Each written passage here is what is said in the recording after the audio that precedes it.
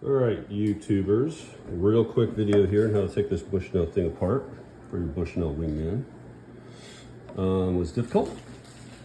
It's a really well made, really well sealed unit. So we'll start with the ends.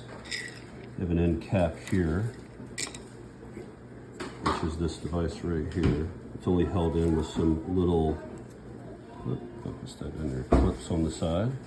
So all you have to do is, when you're prying up on it, start prying up on the, I think you call it a north, south, east, west, according to that little indent right there. That pops off, exposing 4 screws. They come off. After those 4 screws come out, this cap slides off. You have this wiring board. And when that happens, it will be exposed with a top like this.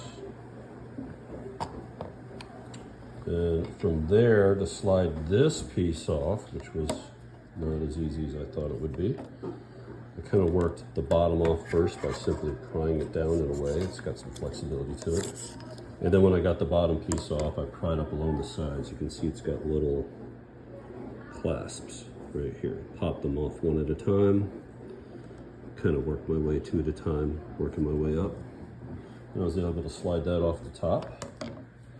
Below that, we had our push button guard, which I peeled away and revealed the panel underneath, which was held on by screws. Removed that.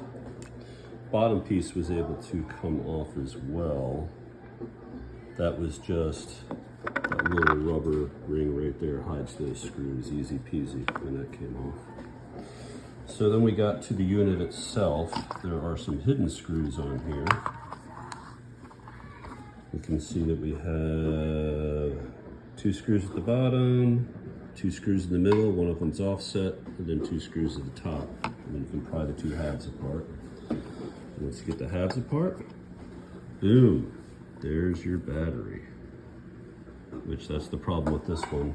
It was flashing red and green after it was charged, and then as soon as you unplug it, it immediately died. It was working while it was plugged in.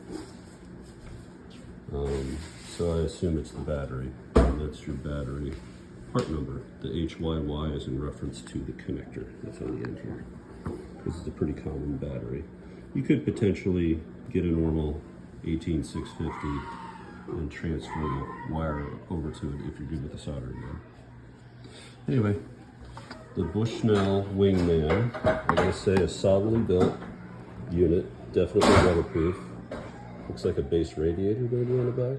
It might actually be a speaker, I'm not sure. Anyway, that's my short YouTube video. Look on replacing your batteries. Bye-bye.